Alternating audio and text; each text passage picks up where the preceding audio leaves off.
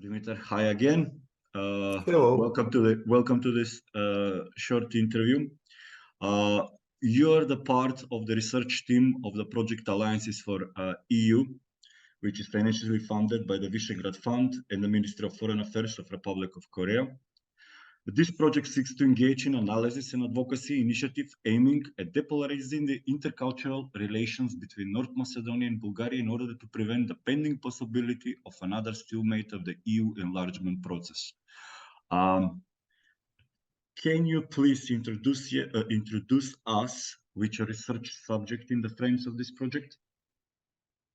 Yeah, I decided to start my input in your project with some monitoring and analysis of the populism, of the national populism, and in particular of the Russian propaganda in the Bulgarian and in the Macedonian media.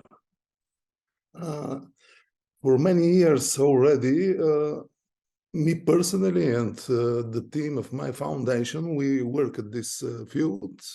We have monitored the Bulgarian media for more than 10 years yet. And we have monitored the Macedonian media online in 2019 and 2020.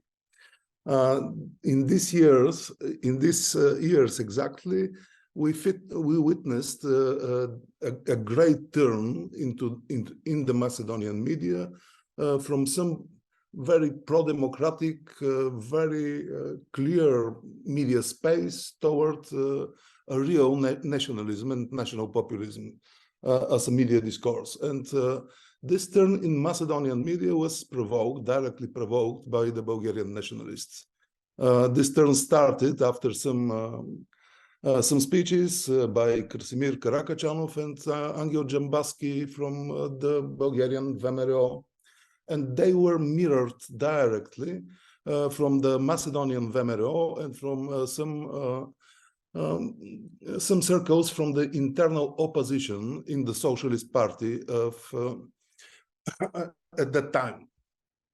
So the former pro-democratic government of Macedonia was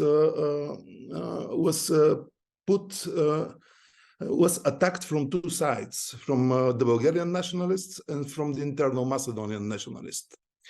And we will continue. I will continue this study. I will continue this monitoring. I will try to see how the nationalist discourses has developed in the years after 2020, and I will report to you what I can see there.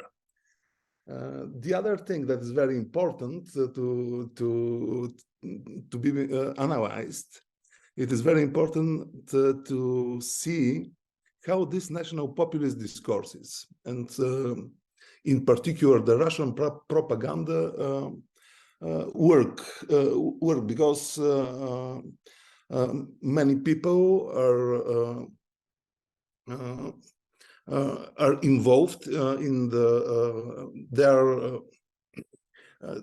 these narratives, these propaganda narratives. They work as a disease, as an illness, and many people are infected. In fact, who are the people that are infected? Obviously. The nationalist propaganda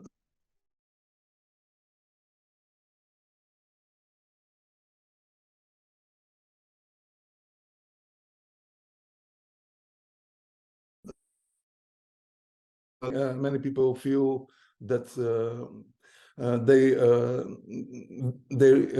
their life is poor and precarious, that nothing depends on themselves, and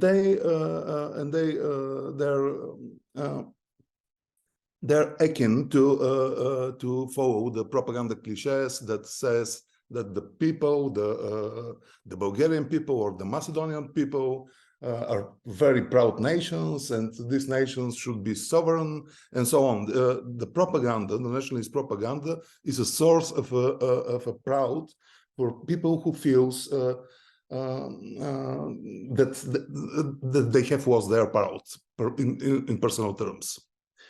And the second very important point is that the propaganda cliches, and here the Russian propaganda works as a flagman of the national populist movements in the world. They try to work that way. And the Russian cliches, the Russian narratives are transposed on the local scenes in Bulgaria and in Macedonia too, from some local actors, from some local circles, from that are, we can say them oligarchs, but this is an everyday word.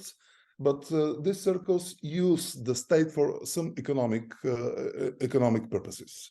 This is their differentia specifica. And that is why my main claim is that the Russian propaganda in particular, but the national populist discourses on spot, work as a smoke screen for some corruption, usually. And this symbiosis between some local oligarchs, huge parts of populations in our countries, and these cliches, these narratives of the propaganda is very, very dangerous. Yes, I'm seeing this. Sorry for this second question. I definitely know the answer because you are very careful to include it in your resume of the first one. But can we underline in one sentence or one paragraph how this subject is relevant in the frames of the depolarization, reconciliation discourse of the project? At the moment in Bulgaria, we have a clash of two fronts, two political fronts. On the one hand, we have a gap between the pro-Russians and anti-Russians, pro-democratic parts of our society. On the other hand, we have another conflict, another front, discursive front, in fact, between the so-called status quo, the old parties, political parties in Bulgaria, and two pro-democratic reformist parties that are at the moment in a coalition that insist that their main target is to fight against corruption. And the very tricky point is that the public doesn't understand that these fronts are one and the same front. Indeed. So I think that maybe because at the moment I don't have a close look on the Macedonian scene in this year and the last year. My experience is a bit obsolete at the moment, but I can guess that something similar can be seen in Macedonia too, because we have such processes. These processes are global, in fact. They are not specific for that country or another country. So I think that the best answer to the nationalist discourses and the conflicts between Bulgaria and Macedonia is to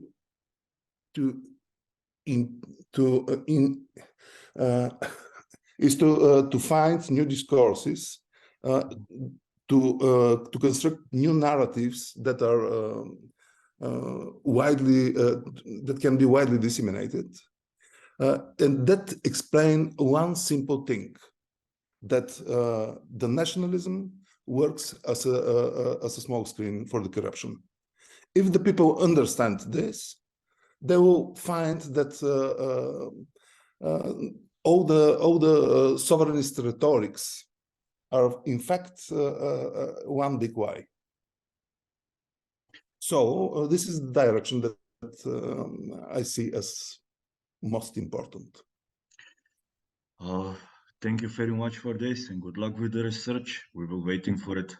Thank you once again, Dimitar. Thank you very much.